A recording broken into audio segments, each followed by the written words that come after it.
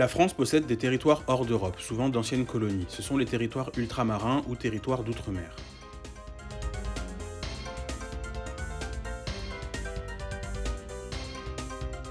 Il existe deux principales catégories de territoires ultramarins.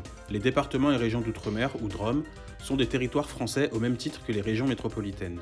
La France possède 5 DROM, la Guadeloupe, la Martinique, la Guyane, la Réunion et Mayotte.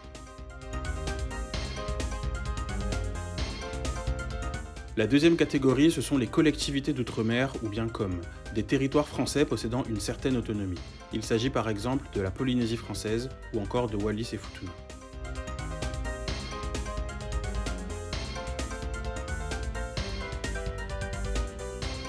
Les territoires ultramarins souffrent de nombreuses faiblesses et fragilités par rapport à la France métropolitaine. Déjà, la population des territoires ultramarins français connaît des niveaux de développement inférieurs à la population métropolitaine. Par exemple, à La Réunion, le taux de chômage atteint les 24% comparé à 8% en métropole. Le PIB par habitant, c'est-à-dire la richesse, est inférieur de presque 50% à celui de la métropole. Ensuite, l'environnement des territoires ultramarins français comporte de nombreuses contraintes.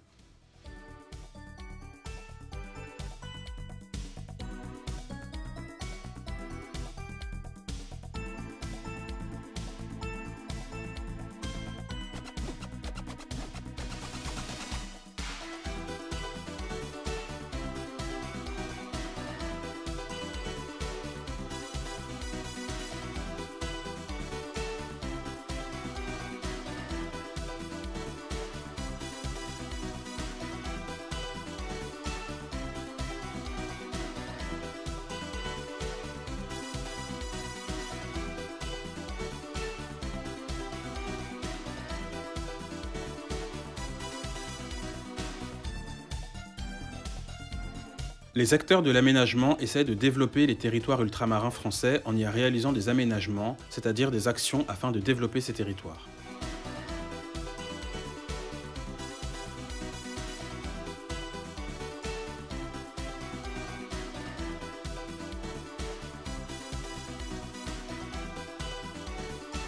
Les acteurs de l'aménagement tentent de développer le tourisme balnéaire, c'est-à-dire un tourisme centré autour des loisirs marins.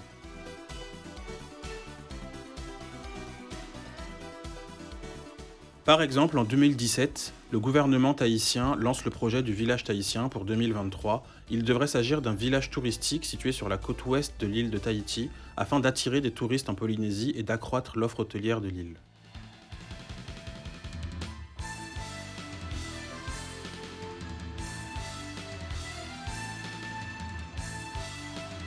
Les acteurs de l'aménagement tentent de développer le tourisme vert, c'est-à-dire un tourisme centré autour de la découverte de la nature et de l'environnement des territoires ultramarins français, comme les forêts, les volcans ou encore les montagnes.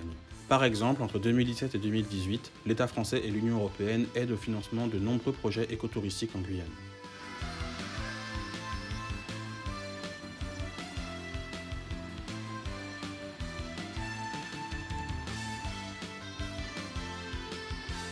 Les acteurs de l'aménagement développent le tourisme culturel, un tourisme visant à découvrir la culture créole des territoires ultramarins. Par exemple, dès le début des années 2000, la région Guyane aménage le musée des cultures guyanaises à Cayenne.